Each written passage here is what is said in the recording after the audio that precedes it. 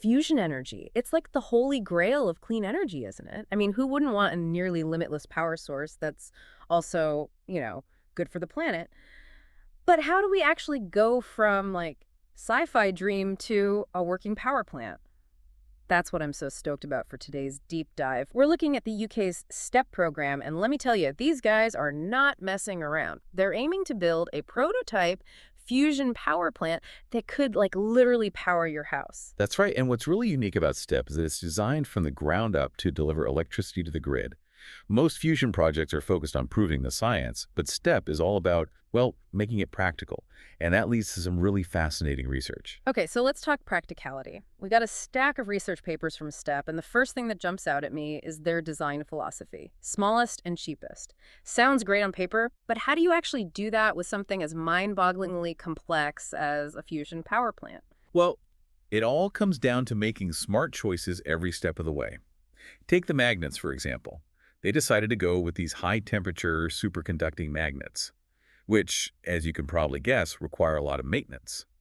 But, and this is key, these special magnets are super efficient and can be made much smaller than those traditional magnets, which actually saves money in the long run. Think of it like investing in a really nice coffee machine. Sure, it might need a bit more care, but you get a much better, and in this case, more powerful, cup of coffee. Okay, yeah, I can get behind that analogy. So efficiency and miniaturization wherever possible. What other tricks do they have up their sleeve? Well, they're also really focused on simplicity. Hmm. The more complex the system is, well, the more things that can go wrong, right? So Edisatep is all about minimizing complexity to improve reliability. They got this thing called design families, which are basically standardized components they can use throughout the whole power plant. It's a modular approach that makes things easier to build and maintain, which ultimately saves a ton of time and money. So it's like building with Legos, but instead of plastic bricks, it's like cutting-edge fusion technology. Yeah, exactly. That's a great way to put it. And to make sure they're on the right track, they're always measuring their progress against these things called measures of effectiveness, basically benchmarks to evaluate if their design choices are actually making the power plant smaller, cheaper, and of course, still able to achieve fusion. Sounds like they've Wow. thought of everything. But we have to talk about the heart of all of this, right? The plasma. This is where it gets really interesting because STEP's plasma is going to be unlike any we've created before. They're relying a lot on something called bootstrap current, which just sounds kind of like Star Trek-y to me. It does have a bit of a sci-fi ring to it, but it's a real thing, and it's really important for making fusion power practical. Bootstrap current is basically a self-generated current within the plasma itself. Imagine a river flowing downstream. As it picks up speed, it kind of carves its own path, right? Bootstrap current is similar in that it allows the plasma to keep its own current going without needing as much help from external systems, which would be crazy energy intensive and expensive. So they're using the plasma's own energy to help contain it. That's amazing, but also sounds really, really difficult. Oh, it definitely is. It's a very delicate balance. The traditional way to control plasma is by using external heating and magnetic fields. But with bootstrap current, you're dealing with a system that's organizing itself in real time. It's less about direct control and more about kind of nudging it in the right direction. Like, imagine trying to herd cats, but instead of cats, it's these superheated particles moving incredibly fast. Controlled chaos seems like an understatement, and I imagine trying to control something that hot comes with its own set of challenges. Absolutely. One of the biggest is managing the heat load on the components that actually face the plasma. Imagine standing next to a rocket engine. That's the kind of heat we're talking about. Whoa, okay, so how do they keep everything from melting? Well, they're using a two-pronged approach. First, they chose a double null configuration for their tokamak. Now, I won't get into all the technical details, but think of the tokamak like a donut, right? And the plasma is the jelly inside. A double null configuration basically creates two exhaust pipes for the plasma, which spreads out the heat and reduces the pressure on any one spot, like having two chimneys instead of one to vent all that heat. Okay, two chimneys, I get it. What about the second part of their approach? This one might sound counterintuitive, but they're actually putting impurities into the plasma. Wait, what? Really? Yeah. I know it sounds strange, but these impurities actually help to cool the plasma down just enough by radiating some of that extra energy away.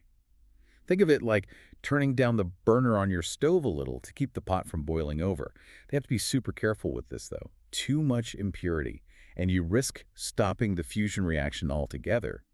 It's all about finding that sweet spot, between controlled fusion and, well, controlled chaos, I guess you could say. And speaking of controlled chaos, these papers mention something called exceptions. What are those exactly, and why are they important in a fusion power plant? So exceptions, they're basically like those unexpected things that can pop up and, mess things up a bit. Could be anything, really. A component could malfunction, the plasma could suddenly, decide to act up, anything like that. Yeah. Imagine you're driving down the road and bam, flat tire. Not part of the plan, right? Yeah. But you got to deal with it. Okay, I get it. So how does STEP deal with those curveballs when they happen? Because let's face it, they probably will at some point. Well, they're not putting all their eggs in one basket by just relying on the control system to kind of, put out every fire that pops up. They're building that resilience right into the design of the whole power plant. It's like instead of just having airbags in your car, you also have crumple zones designed to take the impact and keep you safe in a crash. Right. STEP is taking that same approach, but with fusion. Safety first. So it's like a layered approach to safety, Yeah. right? Making sure that even if something unexpected happens, the whole system can handle it, which makes a lot of sense, especially when you're dealing with something as powerful as fusion. But all this talk about safety and control is making me wonder what's actually happening inside the machine. Like we've got this super hot plasma contained in this tokamak, but how do they actually get usable energy out of that? The kind that can actually power our homes. That's where this really cool piece of tech comes in, the Super X diverter. It's one of the most important parts of STEP. And its name, well, the name's pretty fitting given what it does. Super X. Okay, you've definitely piqued my interest. Tell me more about this superhero of a component. All right, so picture this. You have this crazy hot plasma, and you need a way to sort of siphon off some of that heat without, messing up the fusion reaction itself. That's the Super X diverter's job. It uses this specially shaped magnetic field, kind of like a funnel, to guide some of the plasma exhaust toward these target plates. Ah, so it's like redirecting the exhaust from a rocket engine. Exactly. And those target plates, yeah, they're built to handle some serious heat. The heat then gets absorbed by a coolant, and just like in a regular power plant, that heat is used to make steam, which then powers turbines, which ultimately generate electricity. Pretty elegant solution, if you ask me. Elegant, powerful, I like it. Now, to keep this whole fusion reaction going, you need fuel, and not just any fuel. We're talking about tritium, right? Which, from what I understand, is pretty rare and valuable. How is STEP planning on keeping their fuel tanks topped up? That's where things get even more interesting. SEP is actually going to be breeding its own tritium fuel inside the reactor itself, using this thing called a breeding blanket. It's basically like, well, imagine a blanket wrapped around the inside of the tokamak. That's essentially what it is. So it's like a built-in fuel factory. How does that even work? Lithium is the key here. See, the breeding blanket is filled with liquid lithium, and when neutrons from the fusion reaction hit the lithium, boom, more tritium. It's like a self-sustaining cycle. Kind of amazing when you think about it. The fusion reaction actually creates the very fuel it needs to keep itself going. That's incredible. So they're cutting down on the need to get tritium from external sources, which I imagine is probably a logistical nightmare. And maybe I'm just a worrier, but managing this super hot liquid lithium inside a reactor just seems, I don't know, kind of dangerous. What's stopping it from melting everything? You're right to be cautious. Liquid lithium is, well, it's pretty reactive, especially with water. But STEP has a plan. Remember those, shall we say, high-maintenance superconducting magnets we talked about earlier? They're pretty critical here, too. So the breeding blanket is designed in a way that keeps the liquid lithium contained, completely separate from those water-cooled parts of the reactor. Think of it like a thermos, but way more advanced. Keeps your coffee hot without burning your hand off. Okay, that makes me feel a little bit better. But, and I'm sure this is on their radar, all of this relies on using materials that can withstand some seriously extreme conditions. I mean, we're talking crazy high temperatures, radiation, not to mention what the liquid lithium can do to certain materials. What can they even use that can stand up to that kind of punishment? You've hit on one of the biggest challenges in fusion research. Materials science is absolutely crucial to STEP's success. Right now, they're using this special alloy made from vanadium for those tubes that carry the liquid lithium. Vanadium is a tough metal. It can take the heat, the radiation, and it plays well with lithium. Like the ultimate athlete of the materials world, it just keeps going and going. They're really pushing the limits of materials science, huh? Almost as much as they're pushing the limits of energy. You could say that. Mm-hmm. And finding enough vanadium, that's another hurdle they're working on. It's not exactly something you can just pick up at the store, unfortunately. Speaking of getting things up and running, I'm curious about the more practical side of all of this, like the actual building and maintaining of this whole thing. Building a fusion power plant, that's one thing. But what about making sure it actually runs smoothly for, decades, especially with all these complex parts we've been talking about? You're thinking long term. That's good. And it's something the STEP team has definitely thought about a lot. They're designing the whole power plant with maintenance in mind right from the start, and one of their main strategies is, you guessed it, modularity. Modularity, so like back to the Legos again. You got it. They're basically breaking the power plant down into these smaller, more manageable modules, kind of like building blocks. Makes them much easier to put together and, crucially, take apart if they need to. Think about trying to fix a car, but you have to remove the entire engine just to change a spark plug. Nightmare, right? That's what they're trying to avoid with this modular approach. If something breaks down or wears out, they can just swap out that module without needing to shut the whole plant down. It's like a Formula One pit crew, but for a fusion reactor. Speed and efficiency, gotta love that. But I can't help but think some of these components, like those superconducting magnets, they're gigantic. How do you swap those out quickly? You're not wrong. Those magnets are huge, but they're even designing those with modularity in mind. They're actually working on something called remountable magnets, which I know sounds crazy, but it's a real engineering challenge that they're trying to solve. Imagine being able to detach and reattach those huge superconducting magnets without messing up, the whole superconductivity thing. Hold on. Remountable magnets? Did I hear that right? They can actually take those massive superconducting magnets apart and put them back together? That sounds like something straight out of Star Wars. I know, right? Right. That's a huge challenge. But if they can figure it out, it would be a game changer for maintenance. Imagine a giant, high-tech jigsaw puzzle where you can take it apart and put it back together without, breaking the delicate balance of the entire thing. That just blows my mind. It really goes to show how ambitious this project is. It's not just about building a fusion power plant, it's about completely changing the way we think about energy infrastructure in general. Exactly. And it's not just about the hardware either. They're also relying on a ton of digital tools and simulations to design, tweak, and maintain the whole thing. They're basically creating a digital twin of STEP, a virtual copy, and they can use it to run simulations, figure out problems, even train operators before the real thing is even built. So it's like having a flight simulator, but for fusion power plant operators. That's amazing. But I have to imagine, even with the best simulations and a modular design, things can still go wrong. What are some of the biggest challenges they're facing to make this whole thing actually work the way they envision it? That's the million-dollar question, isn't it? One of the biggest unknowns right now is something called plasma transport. Even though they're using that bootstrap current to make the plasma more self-sufficient, they still need to figure out how the plasma will behave at these larger scales. It's kind of like trying to predict the weather, but instead of rain clouds, you're dealing with superheated particles zipping around at crazy speeds. Right, trying to predict something as chaotic and unpredictable as a plasma, that's got to be tough. For sure. And that uncertainty makes it really tricky to predict how the plasma is going to interact with all the other parts of the reactor, which can impact everything, really, like how efficient the whole fusion reaction is, even down to how long those expensive components will actually last. So it's more than just controlling the plasma. It's almost like they have to understand its every quirk and predict its every move. Exactly. And then there's the whole heat issue. We talked about the Super X diverter and the breeding blanket. But even with all that, just managing those insane temperatures created by fusion is still a huge challenge. Yeah, it's like trying to, I don't know, cup a miniature sun in your hand. It's going to take some serious engineering to keep everything from, well, melting. You got that right. And those solutions, they often mean needing to develop completely new materials and technologies that can handle those conditions. We talked about those vanadium alloys for the breeding blanket, but they're looking into other materials too.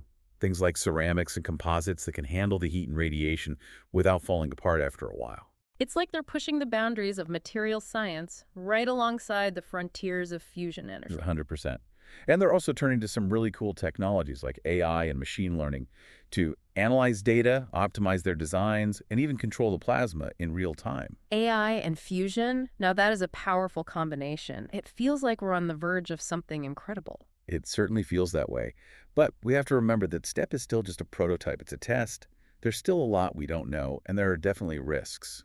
But the potential here, the payoff, it's huge. Imagine a future where we can create clean, safe, and practically limitless energy using the same process that powers the stars. That's a goal worth fighting for. Absolutely. It's inspiring to see such an ambitious and forward-thinking project like this. But let's take a step back for a second and think about the bigger picture. Even if STEP achieves everything it sets out to do, it's still just one piece of the puzzle, right? It's one step on a much longer road to making fusion power a reality for everyone. It's a marathon, not a sprint, right? So let's say everything goes perfectly, they hit all their targets, and boom, working fusion power plant prototype. What's next? How do we go from prototype to, well, powering the planet? That is the question, isn't it? The million-dollar question. STEP is doing the groundwork, laying the foundation for what could be a real energy revolution. But it's not like we're all going to have fusion reactors in our backyards next week.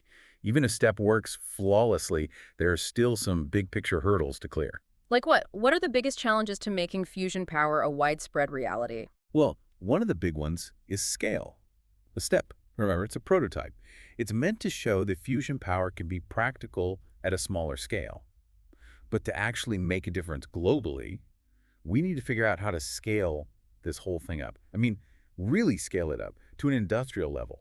Think about like going from a bakery that makes a couple dozen loaves of bread to a factory churning out thousands of loaves every hour. It's a whole different ballgame. Right, it's not just building a bigger fusion reactor, it's about scaling up the entire process from start to finish. Exactly. And that kind of leads into another challenge, cost. Fusion, historically, has been notoriously expensive. STEP is designed to be as cost-effective as possible. But even so, these power plants are not going to be cheap to build, or to run, for that matter. To really compete with other energy sources, we need to figure out how to make it all cheaper. The materials, the manufacturing, even just keeping the lights on once it's up and running. Sure, but that's like any new tech, right? Think about the first computers or smartphones. Crazy expensive at first, but as the kinks get worked out and they start making more of them, the price comes down. That's the hope, anyway. And it's what needs to happen with fusion if it's going to be a viable option long term. It can't just work. It has to work at a price that makes sense. Makes sense. So let's say we solve the technical hurdles, we figure out the economics. Where does fusion fit in, realistically, in the future of energy? Is it replacing fossil fuels entirely, or is it part of a bigger mix of energy sources? Honestly, that's a tough one to answer. It's complicated. Most likely, we're looking at a future where we use a mix of different energy sources. Yeah. Each one's going to have its pros and cons, right? Fusion has the potential to be a major player, though, especially for that base load power, the steady, always-on energy we need to keep things running. So instead of, say, coal or natural gas plants running 24/7, we could have fusion power plants providing that constant clean energy. Exactly. And the great thing is, unlike things like solar and wind, which come and go depending on the weather, fusion can run no matter what. It doesn't care if it's sunny or windy, it just keeps chugging along. That's a huge advantage, for sure. But even if fusion is the perfect solution from a tech standpoint, and we can get the cost down, there's still the human element, right? Like, how do we make sure that fusion benefits everyone and doesn't just make existing inequalities even worse? That's a big one. And it's something we need to be thinking about right now, not later, as we're developing fusion power.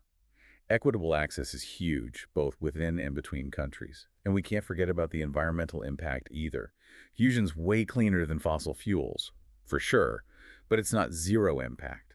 We have to go into this with our eyes wide open, taking a really holistic and responsible approach. It's a good reminder that progress isn't just about the technology itself, it's how that technology impacts the world, the people, everything. 100%. And that's why projects like STEP are so important. They're not just pushing the limits of what we know and what we can build. They're getting people talking about the future of energy, the future we want to create. I love that. Well, this has been an amazing deep dive into the world of fusion energy. It's clear there's still a lot to figure out, but the possibilities are so exciting. It's about ambition, it's about ingenuity, it's about creating a cleaner, better future. And personally, I can't wait to see what happens next. Me neither. It's a really thrilling time to be working in this field, and we can only hope that projects like STEP will get the next generation fired up, get them thinking about the big questions, and pushing the boundaries of what's possible. On that note of hope and inspiration, we're going to wrap up this deep dive. We hope you enjoyed this glimpse into the future of energy, and maybe it's even sparked some of your own curiosity. Until next time, keep asking those questions, keep exploring, keep diving deep.